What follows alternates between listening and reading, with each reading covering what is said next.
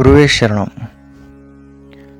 மத்வ பரம்பரையில் வந்த யதிகளில் பிருந்தாவன பிரவேசம் மேற்கொள்ளாமல் தனது சீடர்களுக்கு பாடப்பிரவச்சனம் செய்து கொண்டு இருந்த போதே டிசப்பியர், அதாவது அப்படியே உடலோடு மாயமாக மறைந்து போனவர்கள் 2 பேர். முதலாவதாக ஸ்ரீமன் மத்வாச்சாரியார், தனது மத்வ மதத்தை தோற்றுவித்த மகான். அவர் தனது சீடர்களுக்கு பாடப்பிரவச்சனம் செய்து கொண்டிருந்த பொழுது வானிலிருந்து பூமலையாக பொழிந்து அப்படியே தனது உடலோடு மாயமாக மறைந்து தனது குரு வேதவியாசரிடம் பாடம் கற்க பத்ரிகாசிரமம் சென்று விட்டார் அப்படிங்கிறது ஒரு வரலாறு. அதே போல் அடுத்ததாக பார்த்தீங்கன்னா மத்வ பரம்பரையில் வந்த யதிகள் ஸ்ரீ ஜிதாமித்ர தீர்த்தர் அப்படின்னு சொல்லிட்டு,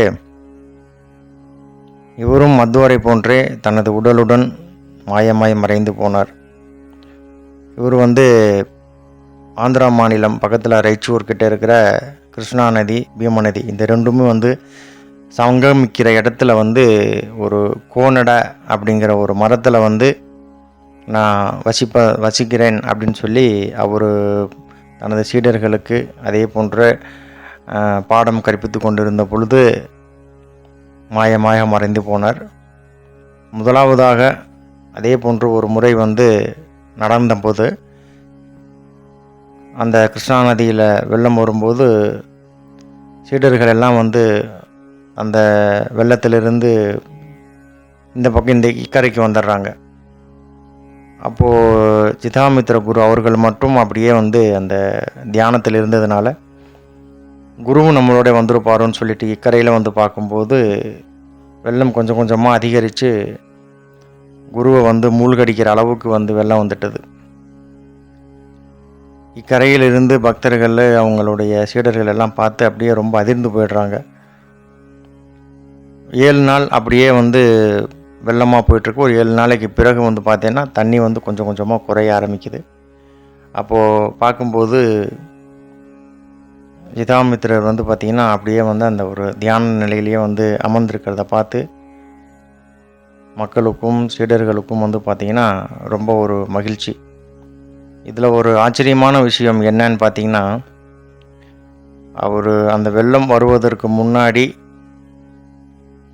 அந்த சீடர்களுக்கு எப்படி எந்த நிலையில் அவர் தியான நிலையில் உக்காந்துருந்தாரோ அதே நிலையில் தான் உட்காந்துருந்தார். 7 நாள் அந்த வெள்ளத்தில் உட்காந்துருந்தும் ஒரு துளி அளவு கூட, ஒரு சொட்டு தண்ணி கூட அவர் மேலே விழுகலை அப்படிங்கிறது தான் இதில் ஒரு பெரிய ஒரு மகத்துவம், அவருடைய மகிமையே. இதே போன்று அடுத்த ஒரு முறை ஒரு அமாவாசை அன்று அந்த சீடர்களுக்கு பாடம் கற்பித்து கொண்டு இருந்தபோது அதே மாதிரி வெள்ளம் வருது. முதல் முறை நடந்த மாதிரியே இந்த முறையும் குரு தியானத்தில் இருப்பார் அப்படின்னு சொல்லிட்டு மக்களும் சீடர்களும் பார்த்திங்கன்னா இக்கரைக்கு வந்துடுறாங்க. அதே மாதிரி அந்த வெள்ளங்கள் எல்லாம் குறைஞ்சதுக்கு அப்புறமா பார்க்குறாங்க, குரு அங்கே இல்லாத பார்த்து அவங்களுக்கு ரொம்ப ஒரு அதிர்ச்சி ஆயிடுச்சு. ரொம்ப ஒரு மன வருத்தத்தோடு அவங்களுக்கு இருக்கும்போது அன்று இரவு பார்த்திங்கன்னா கனவுல என்னை எங்கேயும் தேடாதீங்க, நான் எங்கே தியானம் பண்ணிகிட்டு இருந்தனோ அதே இடத்துலையே பார்த்திங்கன்னா ஒரு மணல் மேடு இருக்கும். அதற்கு பக்கத்தில் கோனடை அப்படின்னு சொல்லிட்டு ஒரு மரம் ஒரு 2 வருஷத்துக்கு பின்னாடி ஒரு துளிர் விட்டு வரும். அந்த மரத்தில் தான் நான் இருக்கேன் அப்படின்னு சொல்லி சொன்னோன்னே அவங்களுக்கு ரொம்ப மகிழ்ச்சி ஆகிட்டு, அதாவது எனக்கு பிருந்தாவனம் அமைக்க வேண்டாம், அந்த மரத்துக்கு எனக்கு செய்ய வேண்டிய பூஜைகள் அலங்காரம் எல்லாமே அந்த மரத்துக்கு செய்யுங்க, அதில் தான் நான் வாசம் செய்கிறேன் அப்படின்னு சொல்லி சொன்னோன்னா அவங்களுக்கு அதே மாதிரி ஒரு 2 வருடத்திற்கு பிறகு பார்க்கும்போது அந்த இடத்துல அந்த ஒரு மரம் துளிர் விட்டு இருக்கிறத பார்த்து ரொம்ப சந்தோஷம் அடைஞ்சு, இன்றளவும் பார்த்திங்கன்னா அந்த ஒரு கிருஷ்ணா நதிக்கு நடுவில் பார்த்திங்கன்னா ஒரு மரம் இருக்கும். அந்த மரத்துக்கு தான் இன்றளவும் நமது மந்த்ராலய மடாதிபதி ஸ்ரீ ஸ்ரீ சுபுதேந்திர தீர்த்த பாதங்கள் அங்கே மூல சமஸ்தான பூஜையும் செய்கிறாரு. அதே போல் ஸ்ரீ ஜிதாமித்ர குரு அவர்களுக்கும் அந்த ஒரு சிறப்பான ஒரு ஆராதனையும் இன்றும் நடைபெற்றுருக்கு.